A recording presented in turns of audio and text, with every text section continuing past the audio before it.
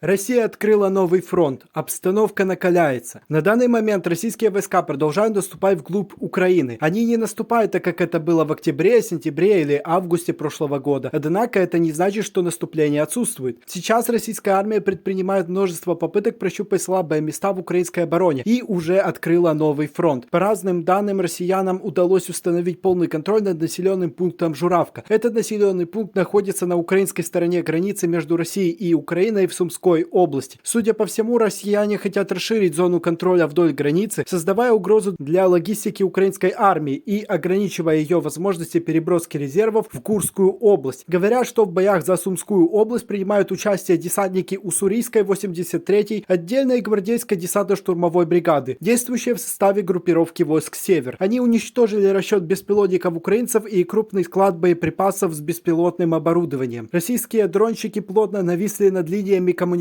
украинцев в Сумской области и уничтожают немалое количество техники. Это уже сказывается как на ротации сил украинцев, так и на их снабжении. Несмотря на то, что командование ВСУ на данном участке бросило главные силы на удержание горлышка Суджанского выступа, российские десантники все равно прогрызают здесь оборону. Снабжение группировки ВСУ в Судже под угрозой. Каждый день и особенно ночь, когда перевозки особенно активны, десятки единиц техники сжигаются, что создает огромные проблемы в удержании фронта. Например, в сети появилась информация, что населенный пункт Погребки также взят под контроль России. Идут бои и в районе обоих Сарачин. Российские войска продолжают развивать наступление, взяв под контроль Орловку и Новую Сарачину, что усиливает давление на северную часть украинского плацдарма. А продвижение вооруженных сил Российской Федерации в этом районе указывает на стремление расширить оперативный контроль и ограничить маневренность украинских сил. Также российское продвижение южнее по сжиманию клещей вокруг Суджи начинает негативно сказываться на украинцах, образуя полумешок. Российские части продолжают атаковать и западнее Куриловки. Есть тактические успехи. Главный — это Лебедевка. Сопротивление украинцев в селе сломлено. Идет зачистка села. Далее движение идет по реке Казачья Локня, до которой от Лебедевки около 1 километра вдоль русла реки. Это очень важно, потому что главная цель российского командования — максимально приблизиться к трассе Н-07 с целью полностью отрезать украинцев, которые сейчас находятся в Курской области. Именно на этом участке фронта и разгораются самые активные боевые действия. Теперь давайте двинемся дальше в сторону Купянска. Здесь каждая сторона конфликта пытается улучшить свои позиции. Причем пока все контратакующие действия украинцев не приносят результатов. Во многом это связано с плотной обороной русских, а также с поддержкой русских позиций огнем артиллерии и дронов. В свою очередь, русские части пользуются ошибками украинцев, а именно частыми ротациями подразделений, и постепенно двигаются вперед. По данным разных картографов, русским удалось немного улучшить свои позиции вдоль трассы Н-26. Идут ожесточенные бои. Российские подразделения продолжают продвигаться в лесных массивах западнее села Тополи, создавая угрозу для оборонительных позиций ВСУ. Наступательные действия также развиваются в районах Западного, Двуречной и Фигалевки, где армия Российской Федерации пытается вынудить украинские подразделения отойти на новые рубежи. Также русские пытаются максимально приблизиться к самому городу Купянск и к реке Оскол. Русские расширили зону контроля на западном берегу реки Жеребец, продвинувшись вглубь до 1 километра, и продолжают наступление в районах Загрызова и Надежды, продвигаясь в сторону Боровой. Укрепление позиций на этом участке создает предпосылки для дальнейшего давления россиян на оборонительные линии ВСУ в Харьковской области. Южнее боевые действия происходили вокруг дороги Лиман-Заречная. Россияне закрепили превосходство в БПЛА над этой территорией с целью не дать украинцам ввести свои силы в район Торского, последнего населенного пункта, который находится на российской стороне реки Жеребец. Также они мешают украинцам завершить эвакуацию раненых солдат по той же дороге. Несмотря на то, что особых продвижений за вчера не было как у русских, так и у украинцев, огромное количество ударов российской авиации и артиллерии по Лиману, главной тыловой базы украинцев, говорят о том, что затишье на данном участке фронта временное. По большому счету, ни для кого не секрет, что российской группировке войск «Запад» дана директива занять Лиман и прилегающие вокруг него территории. И все это нужно для успешного проведения еще одного крупного наступления. Скорее всего, в сторону Славянска. Справится ли командование группировки с такой сложной задачей или нет, неизвестно. Однако русским все-таки удалось прорвать оборону украинцев западнее Ивановки и занять 2 крупных опорника на холмах. Таким образом, плацдарм на западном берегу реки Жеребец начинает приобретать оперативно-тактическое значение. Если далее его удастся расширить, то уже с этого рубежа можно будет далее двигаться на Лиман. На северском направлении было подтверждено полное занятие русскими населенного пункта Белогоровка. Это сильно осложняет украинцам удержание района Белой горы, которая является ключевой позицией. У россиян теперь нет никаких преград для дальнейшего продвижения в западном направлении. Также россияне нанесли несколько ракетных ударов в районе Славянской и Краматорской агломераций. В результате этих атак россиянам удалось уничтожить значительное количество пунктов временной дислокации украинских войск. Вероятно, пострадали те части и подразделения, которые сражались под Белогоровкой. Тем временем под Покровском русские продолжают углубляться, пытаясь подготовиться к возможным украинским контратакам. Российские войска продвинулись, потеснив вооруженные силы Украины из нескольких карманов с опорными пунктами, заняв лесополосы к северу от Успеновки между Надеждинкой и Серебряным, а также восточнее Надеждинки. На участке у Запорожья и окрестностях Преображенки также продолжаются тяжелые боестолкновения. Ожидается, что в течение следующих нескольких дней украинцы предпримут попытку контратаки с целью восстановить контроль над рядом территорий и не позволить русским улучшить свои позиции вокруг города Покровск. Украинцы уже смогли выбить русских из Успеновки, которую занимали неделей ранее. Левый фланг российского движения вокруг Покровска получил довольно чувствительный удар. Русские пытаются контратаковать, пока противник здесь не смог закрепиться. Происходит множество авианалетов на данном участке фронта. В остальном пока оперативная пауза продолжается. Таким образом, украинцы пока придерживаются тактики коротких ударов, которая иногда приносит успех. Однако, судя по событиям, которые здесь происходят, командование ВСУ уже не верит в успешность атак в районе Покровска и постепенно начинает сворачиваться. Российская авиация, артиллерия и дронщики вторые сутки усиленно атакуют позиции ВСУ южнее Покровска, а также и ближние тылы Покровско-Мирноградской агломерации. На запорожском направлении российской армии удалось улучшить свои позиции в районе Пятихаток. Говорят, что русские подошли к населенному пункту Лобкова. При этом здесь была отмечена активная работа российской авиации и артиллерии, что может указывать на подготовку российских частей к наступлению. Экипажи самолетов Су-34 нанесли авиационный удар по пунктам дислокации и сосредоточения подразделений ВСУ в населенном пункте Гуляйполе Запорожской области. В ходе боевого вылета применялись авиационные бомбы ФАБ-1500 и ФАБ-500 с универсальным модулем планирования и коррекции. Не исключено и то, что русские хотят отвлечь внимание ВСУ от другого участка фронта и сковывают здесь украинские силы. Пока точно определить характер намерений России невозможно. Однако активность на запорожском направлении есть. И это главное. На Херсонском направлении русские начали улучшать свои позиции вдоль берега Днепра. Ходят слухи о том, что российская армия может попытаться взять под контроль некоторые позиции и плацдарм на правом берегу Днепра. Поговаривают, что для подобных действий на Херсонское направление были переброшены понтонные переправы. Лично я не знаю, какой смысл организовывать подобные действия ради небольшого плацдарма на правом берегу Днепра, который на 50 метров выше левого берега. Намного проще для россиян было бы начать массовое наступление через эту территорию. Тем более, что дальше за Херсоном идет голая степь, на которой даже не стоят укрепления. Подготовка русских к массовому наступлению на Херсонском направлении не замечена, а небольшой плацдарм на правом берегу Днепра легко станет для России аналогом украинского десанта в Крынках, но с куда большими потерями и с куда меньшим результатом. В любом случае, продолжаем наблюдать за ситуацией. Спасибо, что досмотрел до конца, и до новых встреч!